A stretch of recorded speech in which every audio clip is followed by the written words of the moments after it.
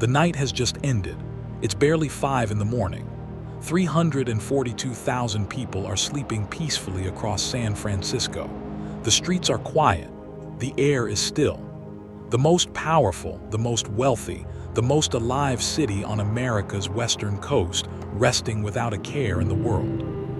And then the ground moved.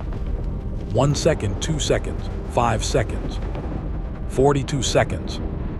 In just 42 seconds, everything was over. Buildings collapsed, roads split open, water pipes burst underground, and then the real horror began: fire. For 3 days and 3 nights, San Francisco burned. A fire so massive it was visible from 100 miles away, a pillar of smoke and flame rising into the sky. Destruction so total that nothing like it had ever been seen in American history. This documentary is the story of those 42 seconds. The 42 seconds that changed the fate of a city forever.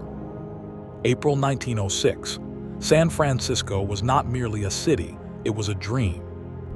The 9th largest city in America, the second most populous west of the Mississippi River, locals proudly said their city was 3 times the size of Los Angeles. Born from the age of the gold rush, this city had massive trade, banks, factories, and theaters. It was called the economic capital of the American West. The city's ferry building was the second busiest ferry terminal in the world. Connected by railroads and sea routes, San Francisco was the hub of everything. Its banks financed economic development throughout the entire West. More sailors and seafarers lived here than in any other city on the continent. But beneath this city, a death trap lay waiting. The San Andreas Fault, the boundary between 2 enormous plates of the Earth's crust, ran directly underneath San Francisco. The city had already experienced large earthquakes in 1838, 1865, and 1868, but those were merely warnings. Nobody listened. And so, on the 18th of April, 1906, the Earth took its revenge. April 18, 1906, 12 minutes past 5 in the morning. A devastating earthquake of magnitude 7.9 struck San Francisco. Beneath the ground, a rupture tore open along the San Andreas Fault, stretching nearly 270 miles in a single instant. The sleeping city woke up in terror.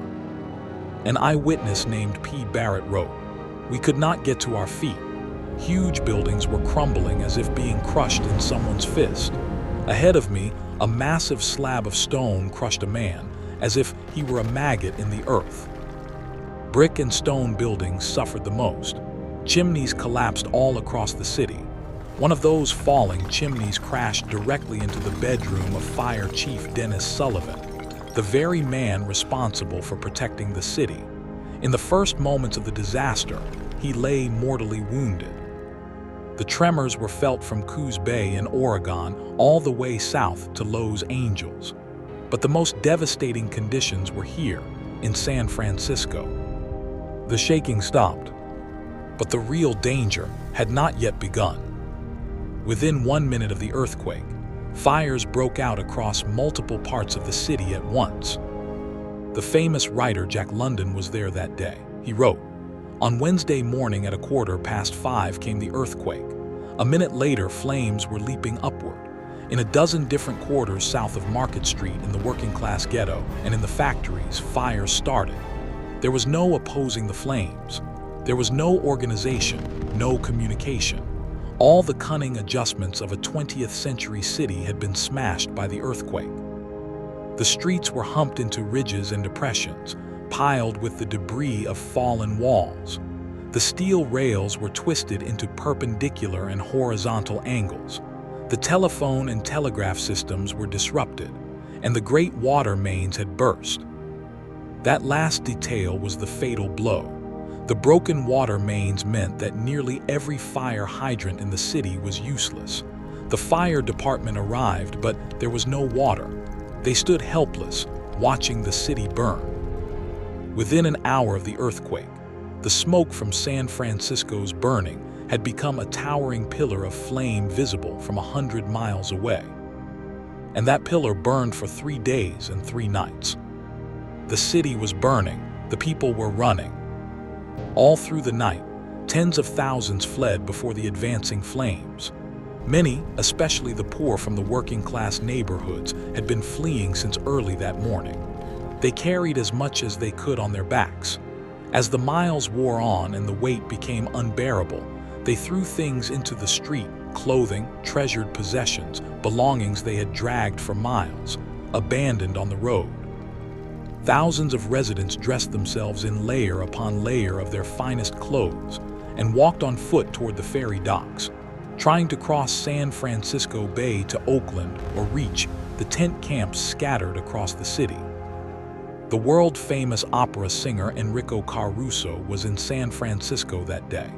He was later found collapsed on the ground in one of the city's squares, weeping and shaking in fear.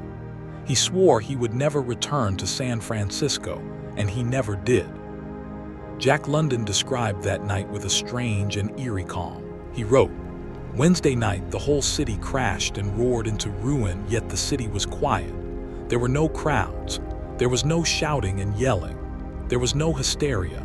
In all those terrible hours, I saw not one woman who wept, not one man who was excited, not one person who was in the slightest degree panic-stricken.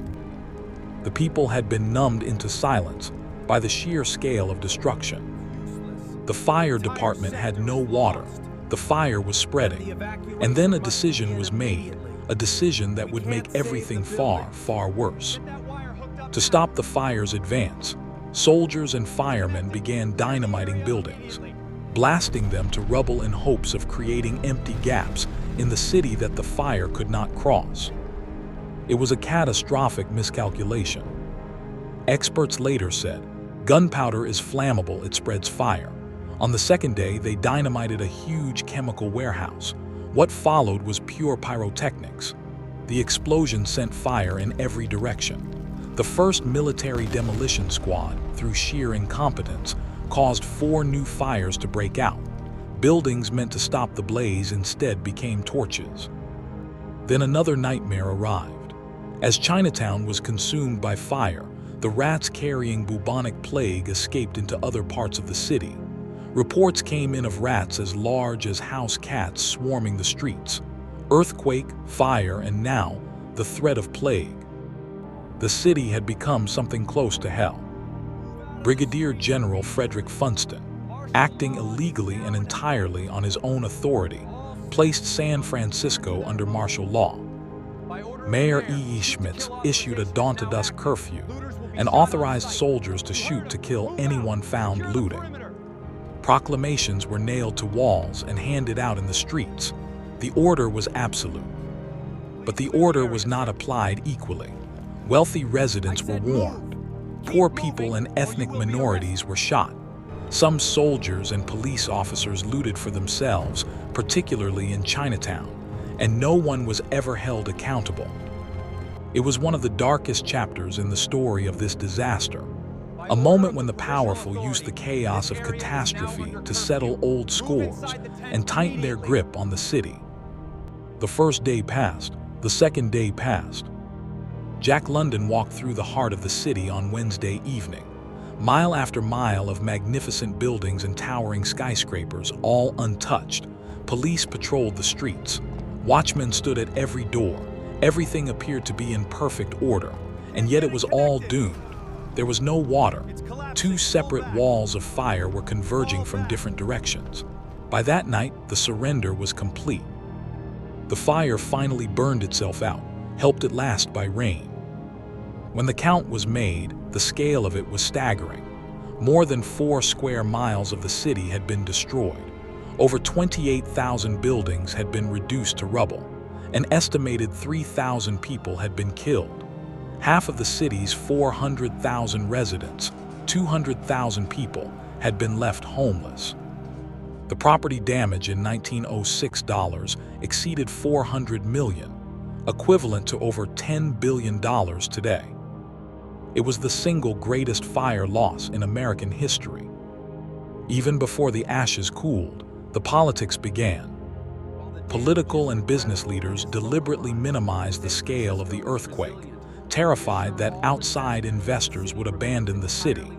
California's governor issued a statement calling for swift rebuilding, a statement in which the word earthquake did not appear even once. The reason was simple. Insurance companies paid for fire damage. They did not pay for earthquake damage. So in the official records, the death toll was listed at just 498. The true number was over 3,000, and that figure did not include the hundreds of Chinese Americans killed as Chinatown burned to the ground. History teaches us, again and again, in disaster, not every life is counted equally. But San Francisco did not die.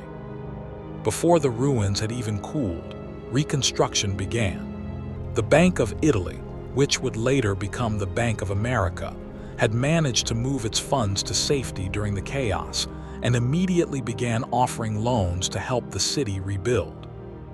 A famous urban planner named Daniel Burnham had drawn up an ambitious new design for the city: grand Parisian-style boulevards, massive parks, a new civic center.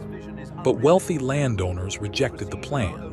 Speed and profit won out over vision. And just 9 years later, San Francisco hosted a World's Fair, the Panama Pacific International Exposition. At the center of it stood the Tower of Jewels, covered in over 100,000 hanging glass beads. In the evening, lit up against the night sky, it shimmered and glowed. From a distance, it looked almost like a fire. But this time, it was the light of triumph. The city was rebuilt quickly, in the same place, in much the same way as before. The rebuilt water system runs across not one but two seismic faults. Scientists today say the San Andreas Fault will move again.